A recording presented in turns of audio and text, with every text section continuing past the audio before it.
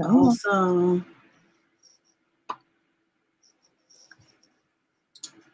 Yeah, you know how things work with Everything delay. is a delay. Oh, okay, there it is. Awesome. Hi, guys. Welcome to another episode of Investor Chat with Dr. Marsha Dawson. She is our founder, creator, CEO of Bookworm Investment Club. I am her team member.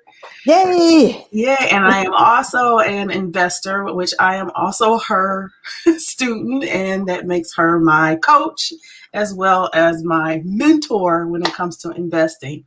So today we're going to get right into it because this was a requested topic on if you're ready, how do you get started? So the first few things, I know Marsha's going to mention it, like when we're talking, hey there, when we're talking about when you're ready, there's some things you need to have in place. Mm-hmm. And if you have these things in place, then you're ready. Yep. What are those things? Marsha, let us know again. Well, we talked about that last week. Can you hear me? Mm-hmm. I can hear you. Okay. So we talked about that last week, the three things that for you to be able to say, yes, I'm ready to start investing, is that you need your emergency fund in place. You also need your debt under control, and you need this mindset ready, because we all know that investing involves risk and you can lose money. So you need to be able to say, okay, I'm okay with that. I don't want to lose it, but it's a possibility. Mm-hmm. I'm okay. So that's the get ready part. Yeah, that's the get ready part. and for those of you who are like, well, I don't know if I have the ability to start an emergency fund or have that ready before investing, I'll share with you guys later how I got to that point, because my experience is quite different, but it still had me go backwards either way it go. So Marsha has taught me, like, this is the order, it should be in this order. But if you have a different way of doing it, I'll explain mine, and if it fits for you and it works for you, by all means, go for it. But it is best that you have that emergency fund in place first, because of the risk you're possibly going to be dealing with when it comes to investing. So we have those things. I had those things in place, even though I had to go backwards on one of them. You got it. That's the main thing. Yeah. So what do we do when we're ready? I'm like, I'm ready. Now I don't know what to do. What do I do? Okay, so let's talk about, you are ready to jump in and start investing. What is it that you need? You need money. You do. You have to have money to invest. And we get this question all the time: how much do I need? And the answer to that is really up to you, because you know what your budget is. You know what's coming into your household, and you know the expenses that you have to take care of in order to take care of your household. And you know what's left over. So if you are, if you've done your budget and you know you have this amount of money left over, it's up to you to be able to say, okay, so I have this much money left over. I can start putting this into a brokerage account and starting to invest with. Now, one of the keys is this: consistency. So once you determine, even if it's $50 a month, I can put into a brokerage account to start investing, then put that $50 a month in every month. So it depends on you. Some of you all may be able to say, I can do $100 a month into my brokerage account. Then that's how much you need to get started, is that $100 a month. Just make sure it goes in every single month, because we're building. And you're going to have that cushion to start building. So that's up to you. It's definitely up to you. Even on the lower end, and I'm really saying very low, because this is the lowest that some people might think, like, well, I can handle that. I think I've heard that $5 a day. that's an idea. Yeah, they're like $5 a day. You add that all up a month. You put that into your brokerage account and keep that consistent until you're able to put even more into your brokerage account. And honestly, that's how I started too. I started with a larger amount from, unfortunately, my wedding ring. That's how that brokerage account got started. Yeah. But to continue, I did start with that thought of $5 a day just to start the consistency of it. And then it started growing up to, around $200 or $300 a month I would put into it. So it's totally up to you. And she says that. Don't think that it has to be thousands of dollars a month. And that's what I think is a myth. If people think you have to have this big money every month to get into to start investing. That's not true. They make it so easy for us now because even if you wanted to buy a share of Apple, and Apple is now like $130, and you didn't have that, Brokerage Accounts makes it easy in that you can buy fractional shares or partial shares. You can buy $20 worth of Apple. So it is not like it was when I first started. Not only that, they've cut out the commission. Many people don't even know that we used to have to pay a commission. When I say a commission, if we were going to buy and sell stocks, we had to pay the brokerage houses $4.95, $6.95 every time we bought and sold. So they've done away with that. So it makes it easier now for people to invest. And that's why I say we should all be investors. Yes, we definitely should. So we need money. You need money. You need to put that money somewhere, which is a brokerage account. Yes, yes.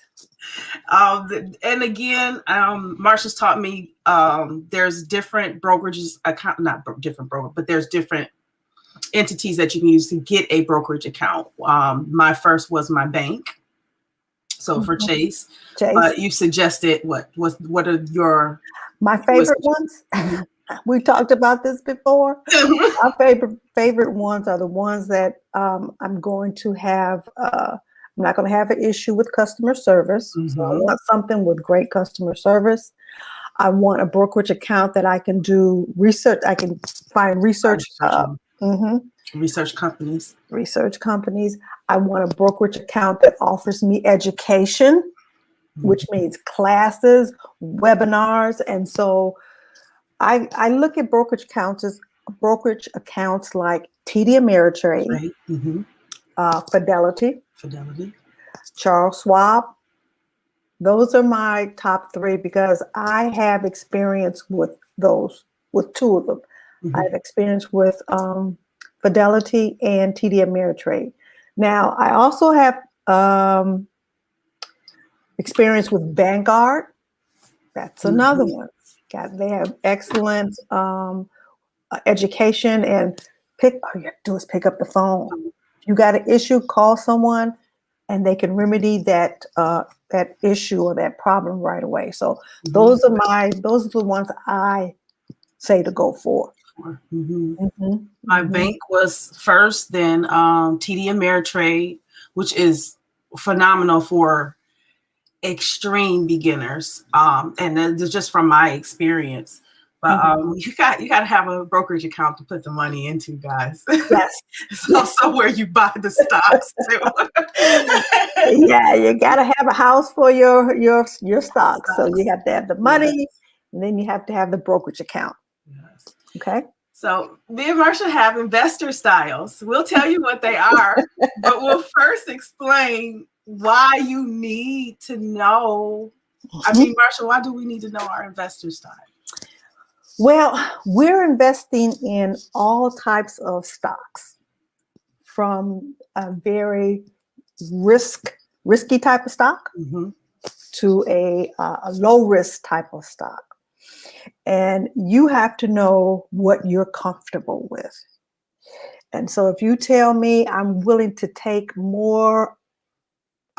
invest in a company that is much more riskier, then you would be more of an aggressive type of Mhm. uh, of um, of investor, and that's okay because we go from being very aggressive to being very conservative, and I don't want to take any risk. I don't want to lose any money. I'm satisfied with my money just growing a little bit, then that's fine. You're on the opposite end. But you've got to know what type of investor you are because that's the type of portfolio you're going to be building. Mhm. So your style is going to represent the type of companies you're going to be investing in. So Mhm. that's why that's important. So you have to know where you are. You have to know things like, well, what we call your risk tolerance. That's what I was talking about. Risky companies versus very low risk companies. And you have to also look at what's the time frame that you're going to be using this money. Do you have 20 years to be in the market? If that's the case, you're probably on a you can take risk. Risk with You that. can ride the Have markets time. up and downs, Mhm. as opposed to I'm going to be using this money in about maybe 5-7 years. Then you want to tend to be very cautious about the type of companies that you're going to be investing in. And so that's why it's important to know your style. Now, keep in mind this. You don't have to stay in that type of investment Right. style. It can switch up. Yeah. Because Yeah. our emotions switch up. So Right. Because since I've been investing, I've been an aggressive investor. I was not afraid of investing once I knew what I was doing. No. And that's been over the years. But now that I'm a little older, still older, I'm kind of swinging towards the other side. I mean, I still have my very aggressive portfolio, but I'm building more of a conservative portfolio on this side to kind of give me some balance. That Yeah. and so you guys know what our investor style is because that's Marsha's. That's also mine too because the student does what the teacher does. So I started off aggressive as well. And that's just my personality. I'm okay with risk. I'm Mhm. okay with fear per se. Or a fear of losing. I'm okay with it because Marsha's there. She helps me get the strategy going. But I do have a second portfolio where I am learning to be conservative Mhm. because on the other end, I'm aggressive in everything. Yeah, you want to create that balance Balance. Yeah. eventually. Mm-hmm. Just like a person, and this is what I've seen in the group of women that's with me now, because they were just starting off Mm-hmm. very conservative. They don't, and that's Starts off, it's scary at it's first. scary until you start learning about what you're doing. And now they're just Mm-hmm. moving to the other side. I'm like, okay, guys, we don't have to go that fast. But I can see the type of stocks that they're choosing to invest in now. I can see that they're moving towards more of an aggressive because they are becoming more knowledgeable. So I think that when you become more knowledgeable and you become more comfortable investing in the stock market, you can change going from one side to the other, from conservative to aggressive. So that's not unusual either, because you Either. can go both ways. Mm-hmm. Yep. So picking stocks. So here's something I am learning. We know we don't want to be like most where they're just picking and buying stocks just for the heck of it, actually, just to get their feet wet. It's understandable if that's something you're doing, but your investor style actually helps you with a plan of action because we're talking about investing, planning, making a plan for your investments. So that comes with buying a company, buying a stock, And picking quality companies and correct. stocks, not just picking them based off the price. And you know what? And Nancy, I see your question, and that's a great question because that's what we're doing now is we're looking at dividend stocks. But what were you saying?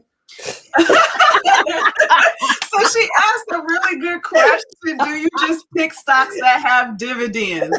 Like, these are choices. Like, people pick stocks based off price. They may pick stocks based off dividends, or they may pick stocks based off being educated on how to invest in companies through what Marsha is like, the freaking expert of stock analysis. And most people start by picking companies to invest in because that's what they know. Mm-hmm. And that's very typical. And in fact, I actually liked to do that and advise people, start investing in what you know, because you already know how the company makes money. Mm-hmm. So start there, but you're not going to stay there. It's like you're like in this little box, because I know Apple, so I'm going to invest in Apple. I know I use this toothpaste, so I'm going to invest in this company that makes this toothpaste. You know this, but eventually you're going to go. You are want to go outside that box of what your comfort level is. And so that means you have to learn about different companies and what different companies do and how they make money. And so the key, once you get to any point where you're going to invest in a company, is it's really important to evaluate and to analyze that company, because this is where that quality comes in. So what's a quality company? And that's what we teach at Bookworm. Invest in quality companies, because these are the companies that will make you money. And they do include stocks that give us dividends too. Yeah. That does include it. Picking stocks that you're familiar with is more so picking companies that you either have invested in, and you know how they make money, because they take your money because you put money in it. Yeah, they got you. So there is simple as staying within your personal box first. So I can give you guys an example of stocks that I have invested in. I'm not going to give you exact companies, but I'll give you categories of what stocks I've got. You guys already know some of you might know, some of you might not know, but beauty, the beauty industry, anybody that has companies that are in beauty, like hair products, makeup, things like that. Tech stocks. Yes. Those of you who may not, I can name these specifically: Adidas and Nike, because I wear them. I like them. And I'll say Ford, because I had a Ford vehicle before. So yeah, I got into that. And then there were other companies that were not in the techs and beauty, but they were more so in REITs. And I learned that from Marsha. She'll cover that a little bit later. REITs, that's real down the road. But yeah, like things like that I'm familiar with. So if all you're familiar with is the big name companies, I mean, look into them first and then, decide to go ahead and invest in them. But that's I don't want to give you guys exact like stocks to like saying you can invest in these. We don't want to tell you.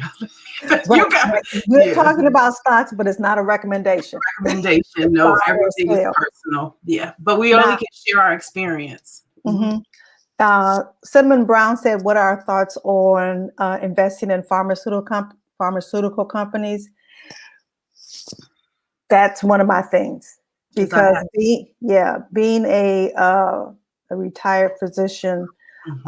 When I first started investing, because I am familiar with the pharmaceutical industries, most of my companies that I invested in were healthcare companies. So I'm really comfortable with them. I still invest in them, especially the biotech companies. That's my thing right there. So. And you can make pretty good money with that, especially if you're comfortable investing in biotech. I am. So you can make some nice money. And when you talk about pharmaceutical companies, also the older companies like Merck and Pfizer. Actually, I have Pfizer. And Gilead's. what is that? Gilead Sciences. I think that's one of them.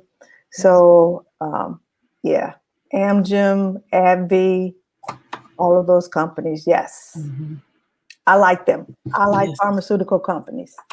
I hope So, that was helpful. yeah. Now, how do you feel about cryptocurrency?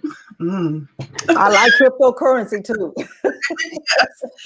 You could do Um, fractional shares of Bitcoin too. yeah. In fact, I got interested. Well, I was introduced to cryptocurrency back in September of last year. Mm-hmm. I'm in a group now that I'm learning more about it, and started buying just small shares of Bitcoin via Cash App. I didn't know I could do that. So Okay, I didn't know you could do it. You holding out, Marcia. yeah, and just now once you buy it, you don't leave it in Cash App. You have to put it in Put the it in the wallet. wallet. Okay. Okay. Yes. So I am just holding on. Mm-hmm. That I'm not going to sell it. I'm just going to hold on to Mm-hmm. my cryptocurrency and just let it ride. Mm-hmm. It's a part of my portfolio. So yes, yes. Um, Now the other thing we were talking about when we talked about quality companies and evaluating and analyzing companies before you buy them, the things that we look at when we talk about, is this a quality company? So we look at things like, is the company growing? Are they growing their sales? Are they growing their earnings? Is it profitable? Are they making money? Is the company, and this is really important because we have a tendency to overlook this, especially now. We look at, is the company fairly valued? And what I mean by that is, um, are we paying too much for the company? Mm. And in this day and age, when prices are sky high, the companies can't be overvalued. Right. And if you are fine with that, okay, but that's one of the things we look at, because we like to get companies that are fairly valued. There's ways to be able to determine that. And then, of course, we pay for it. We pay cash for it. We pay money for it. And so you don't want to buy a company that's really overvalued, that's too expensive. So, and then of course we want to look at what the analysts are saying about these companies. What are they saying about the companies as far as what their future is going to do? Are they going to continue to be profitable? Are they going to continue to grow? So it's a process of evaluating these companies prior to buy them that will help us determine whether or not we're going to have portfolios that are going to be profitable. Okay. This is a good question. Our mutual thank you. I saw that before, but I'm looking over here because I know our mutual funds are better option for investing long terms, or our brokerage accounts better. That depends on what your comfort level is. I personally like investing in individual stocks because I've found that it's something that I enjoy doing. So if you choose mutual funds, you can certainly do that. If I were going to invest in a mutual fund, however, I would invest in like an exchange traded fund. Okay. Both are the same thing, but when you're investing in a mutual fund, you can't buy or sell your mutual fund until after the market closes. Versus an exchange traded fund. Right. An exchange traded fund, you can trade all during the day. You can buy and sell during the day. So they're both the same thing. They're just a group of stocks, but you have that ability to buy and sell that exchange traded fund during the day rather than a mutual fund where you can't do that. That, right. hmm That's a good So one. most of us really, when we start off investing like a 401k, we choose mutual funds because that's all they have available for us. That's a good one. What about investing in gold? Um, Now I don't invest. I've not invested in gold, so I don't know too much about that. So I can't really comment on that. I'm more of a stock person. Yeah, is that more so like forex, foreign exchange, No, gold, or like just gold gold? mining. They have Oh gold. wow. Yeah, just like silver, people invest in silver, gold. Um, it's like a precious metal. Mm. hmm Now I've heard some different. I kind of can give what I've heard from doing some research and listening to other investors new to it and doing forex too. About gold. Most of them, their mindset is thinking like gold and silver are God's money, so they're going to invest in God's money.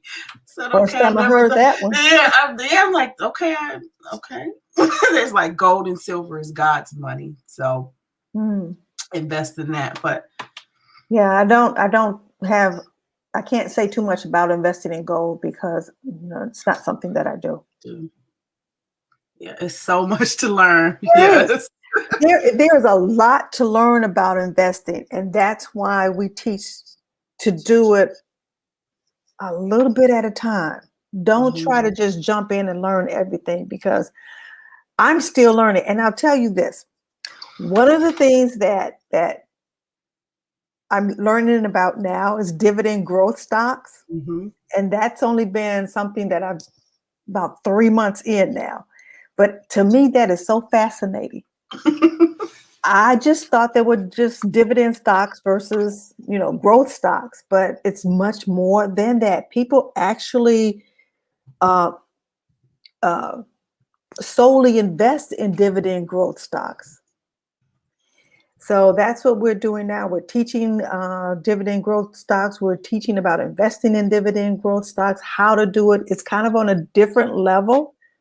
It's a secondary level when you talk about analyzing stocks. It's another type of a stock analysis, but it's profitable.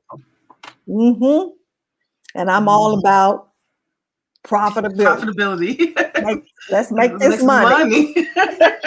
Learn it from a different perspective than hmm just working for your money. Have your hmm money that you currently have work for you. So that's a good question.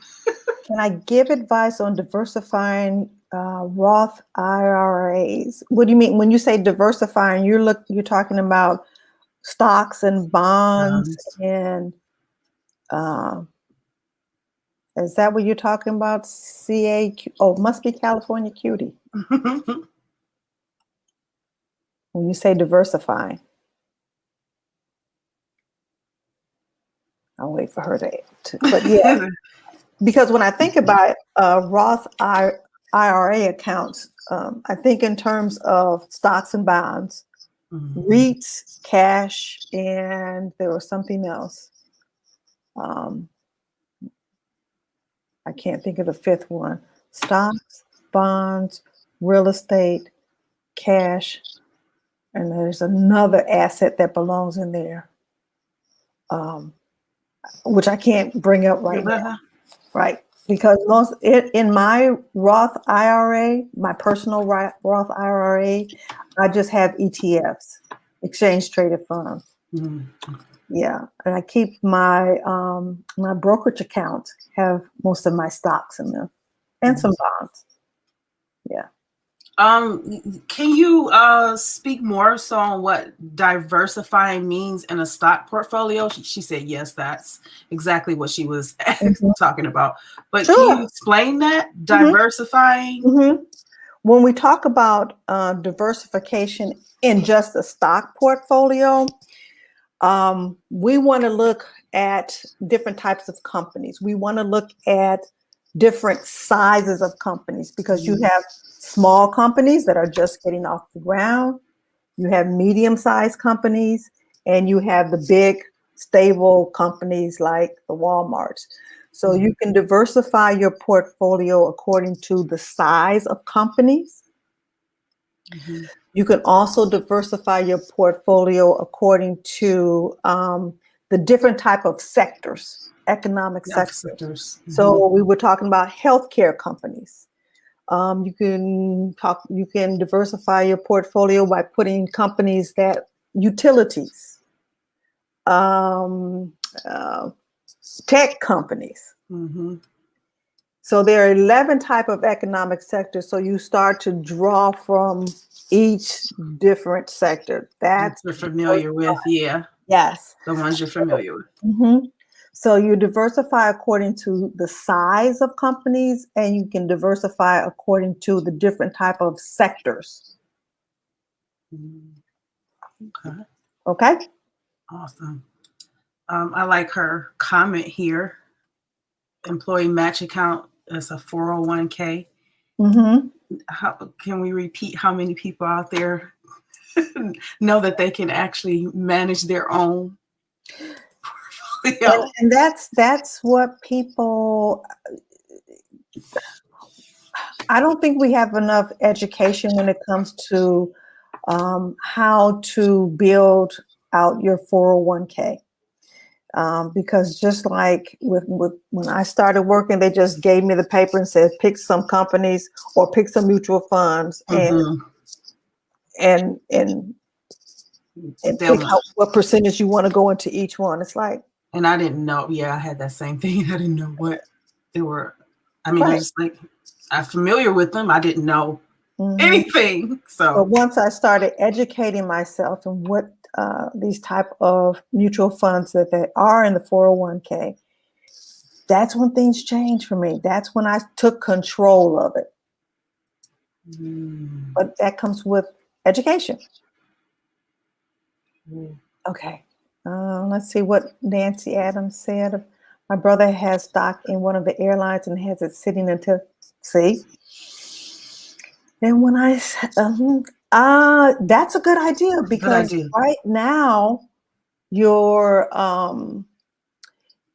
prices of your airline companies is low. And eventually we're going to come out of the pandemic. And then once we come out, the price of the stock is going to shoot up. And it happens just like when we had the crash. The stocks. Yeah, the stock prices dropped. And you know what they also do? They started to recover. So your brother is doing a smart thing by investing in airlines. And you know what else people are investing in? Well, at least the people that are in my group, the cruise lines. A lot of people are investing in cruise lines as well as airlines, because we've been in this situation for a year now. People are looking to get out. So it is a good idea. And then everything is very inexpensive now to travel unfortunately, because of the pandemic. For some areas, it's been easy for us to travel. So, yeah. I'm personally not invested in airline stocks. So. Me neither. Yeah. This is so sweet. She's actually a New Yorker. Thank you. I guess we say in California, cutie. Okay. Yeah, she says what you're right. I'm scared to touch my account, but afraid I would make a mistake. So I'm here to learn. Yeah. And as you learn, that's going to overcome that fear. So yeah, stick with us, and we're going to teach you as much as we can about investing, so that you can start taking control. Because that's what we teach. Take control of your portfolio. And grow your portfolio. Everything you need to know is right on the website. We have crash courses that gives you the basics of investing and how to get started. It shows you how to do it, how to accomplish each step. And also with the dividend growth stock 2-day workshop that's coming up. Yes. Mhm. So let me talk about that. Mhm. Next Thursday and next Friday, we're going to have a workshop on investing in dividend growth stocks. Someone asked me, who was that? Asked that way up in the front. Do I pick stocks that have dividends? Yes. And I must say this, I think we should all be investing in dividend growth stocks. So we're going to cover the basics of doing that. And it's pretty extensive. I've kind of revised the workshop again. I'm trying to keep it down, but I get so involved in it and I'm so excited about it because I'm learning a lot too. So I invite you all to come to the workshop. It's going to be next Thursday and Friday, and it's going to be 7 Central. We're going to try to keep it down to an hour because we want to answer questions too. But yeah, that's our big project for this year, is to learn about investing in dividend growth stocks and adding them to our portfolios. Yep. So it's she asked the question, when and what time, please. She just mentioned the question. Yeah, you already said it, but you can repeat it in case they missed it. 7 o'clock Central Standard Time. We're going to try to go from 7 to 8, and it's going to be on the 25th and the 26th, which is next Thursday and next Friday. And you guys can go right to bookworminvestmentclub.com under courses. They're all there, including the Stock Starter course, which takes you from beginning all the way to the end of managing your portfolio. And then the investment club, it's not the traditional investment club. It's actually a coaching membership. So thank you to Shanice. she said Shanice is amazing. She's really flourishing. She's one of our students in the investment club. Hi, Shanice. Shanice has been with me for, it'll be almost a year in May. Yeah. Wow. She started with me with just absolutely very little knowledge, and I can actually have her teach in the coaching investment club. Yes, because you really go through it like step by step and get us to understand it from, I got to be honest, a feminine's point of view. Because when you hear about investing, you always hear it from a man's point of view. Not that that's bad, guys, but just still, like, women, we need to learn this stuff too. We need to learn how to build wealth within our own families, or just for ourselves, for our own, for us. It's okay to do that. Not be afraid.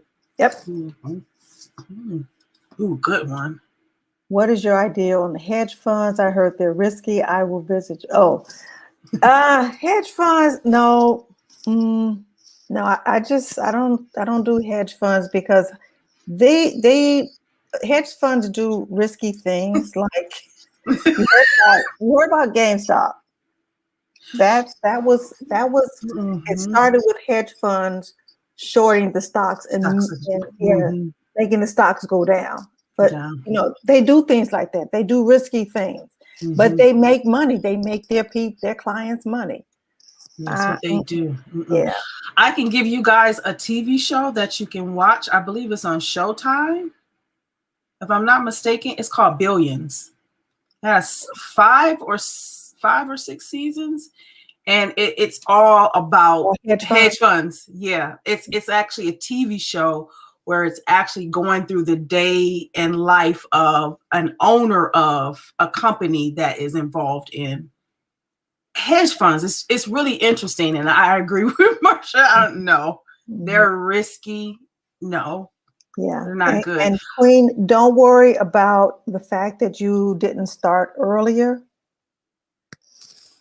It's getting started now. Start where you are. Yeah, we start in the present and then go in the future. Yes. And then sometimes guys don't think that knowing these things at an earlier time would have made a difference. You're actually learning that at the time you really need it. Mm-hmm. Yeah, you probably didn't need it. Not to say you didn't need it. We all need money, right? But, earlier in life, I mean, what is that to some of us? Mm-hmm. Like how early? Because really, any time is early. Mm-hmm. Any age is early because you're getting started. So, ooh. So Africa Brown is saying, I have invested in stock. The dividends are 40 cents to 60 cents. Okay. The issue is the return is low based on the amount of shares. Well, there are companies that have dividends that are much greater than 40 cent or 60 cent. And there are a couple of things you also have to look at Africa, and that is you have to look at the dividend yield and the dividend growth rate. So those are two of the things that we're going to be discussing at the workshop. But yeah, there are companies that give dividends that are much higher than 40 or 60 cents. Yeah. Mm-hmm. Mm-hmm. And wherever you guys are starting from in investing and you're moving in the direction you want to go, share a Bookworm Investment Club with your children if they're at least over 18. But that doesn't mean you can't teach them at a younger age too. So this is an opportunity. If this is something you want for your children or your grandchildren, no matter what age they are, get them involved. Yeah, get them involved. I'm going to say this, but let's go. Marsha, she does a family investment club.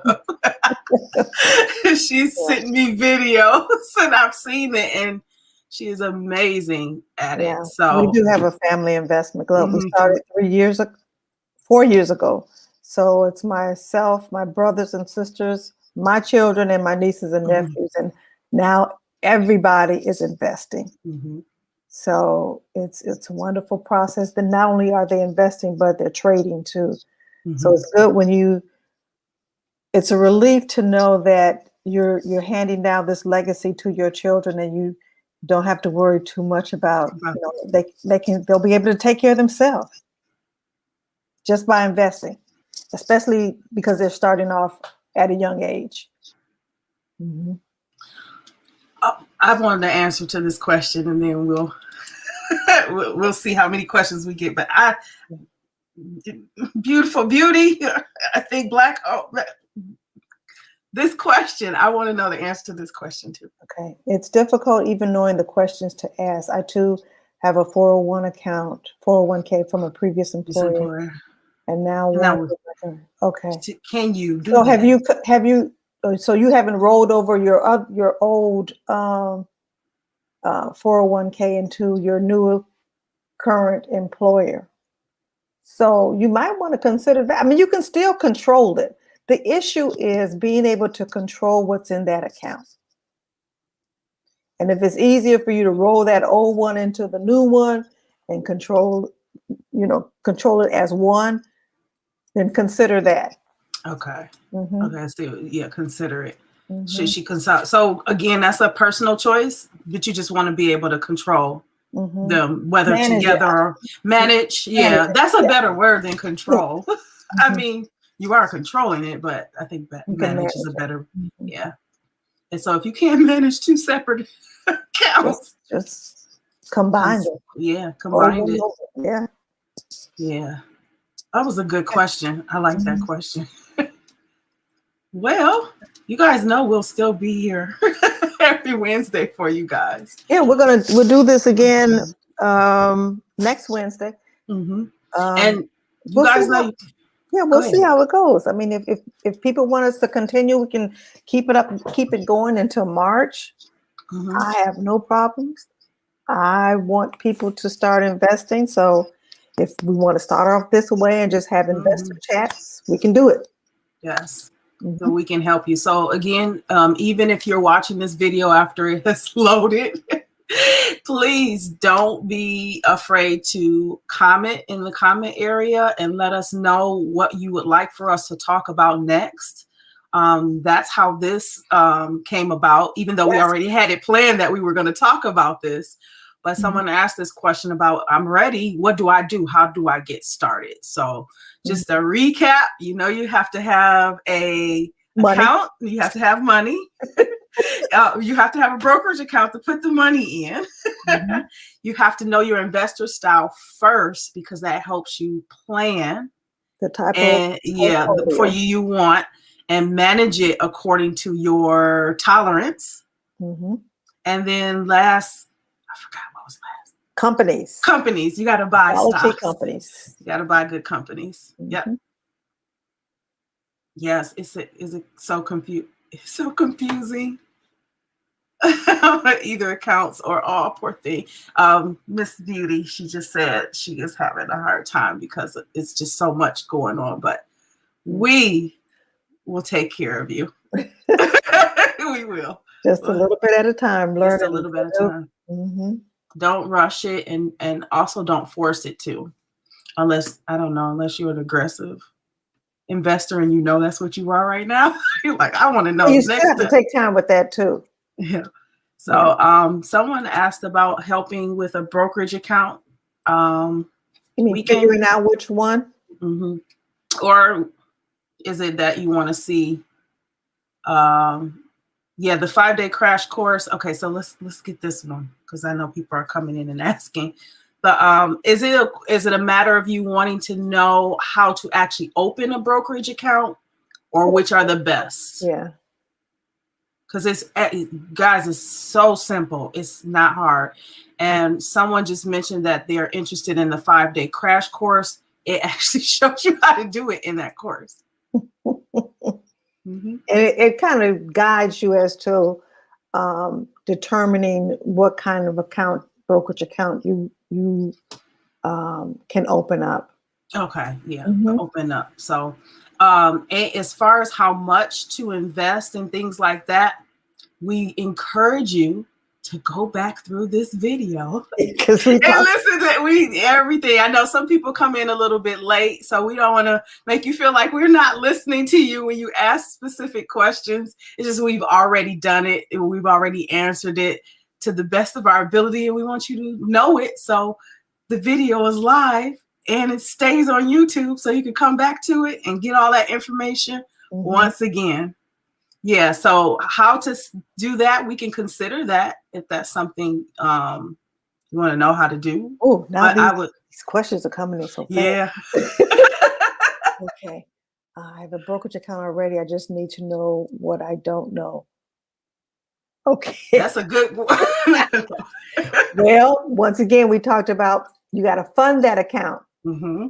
You have to start putting money in that Into it. account consistently, because we're building now. Yeah. And then we start with the stocks, what type of companies you want to To invest invest in. in. Yes. You got to have the money in the account. Yes. And it's a number that's comfortable for you. Correct. It's not the same for everybody. It's not the same for every. So just joining Robinhood, and outside of the free share they offered, I really don't know what to invest in.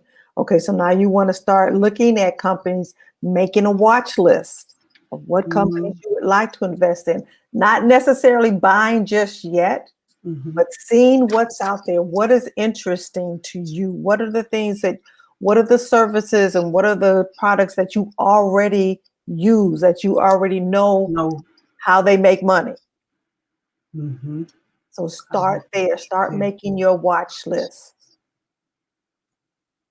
We probably, the next one that might be a good one to talk about too is the watch list. I guess how you build it, but we see your questions coming in and they're stuck, so we can see what they are, and we'll just consider, making sure we answer as many of them next week, next Wednesday. Yeah. Yep. But that's a good topic about stock broker. Well, brokerage accounts. I know some people have Robinhood, whether it be because they've done it because they've heard someone else, or they've done it because they heard it from me. Or they got a free stock. Yeah, and they got a free stock. So like, well, what do I do? How do I grow it? I'm familiar with Robinhood. I use Robinhood. It's not like TD Ameritrade, Fidelity. It's not. It's trying to get there, But I'm not going to speak too much on Robinhood because I don't want people to think like that's a good place to invest. If you are a true beginner, if you have no knowledge, don't understand any of it, I wouldn't suggest it. I know it's a good app to use from my experience, but I'm saying from experience, you might want to listen to Marcia. And what about index funds? Index funds are fine. But personally, I like to invest in my own individual stocks. Yep. So that's just my preference. But it's fine to start off with index funds. But look at the stocks within the index funds. Start there. Someone says, we should have this conversation too. I love the way Marsha talks about these types of stocks. Penny stocks for next week. Ooh. Okay. I will tell you my opinion on penny stocks next week. Yes, this is going to be fun. So yeah, we got to reel y'all in. Let me write that down. Penny stocks. Let's talk about penny stocks and brokerage accounts. And I mean, you guys just ask your questions. Like when you put it in the comment box, we will definitely consider your questions, as many of them as we can within a 45-minute to an hour time period. Okay. Africa says, I don't think the 5-day crash course is appropriate for me. I need more insight. The 5-day crash course is really it's really how to get started. You have the watch list, which is good. Should I buy the book? The ebook is free, but there's also a calendar. There's a calendar. Yeah, ebook is free. Yeah. Once you sign up for the email list, you'll get the ebook. Yeah. So Shanice says she's waiting on that conversation. The penny stock. Penny stock, Shanice, really. She probably enjoys how you. So, okay. Please give us a clue of how much money we need in the beginning. Okay. So we talked about this in the beginning, at the beginning of this, the video. So G. Bovine. Yeah, that was her question. Oh, yeah, if you go back to the beginning, because once it's posted, we talked pretty extensively about having the money to invest and how do you do that? How do you figure that out? Awesome. Okay. Yeah. So we will see you guys same time next Wednesday. We're going to talk about penny stocks, and we're still going to answer any of your other questions as well. I have penny stocks and brokerage. We know we're going to talk about that, but if you guys have other questions outside of those two things, you guys know we're here. But we want to try to keep it within an hour because it's later here for me than for you. And thank you for coming again. I appreciate each and every one of you. Yay. Thank you, guys. And we will see you next week. Bye, everyone.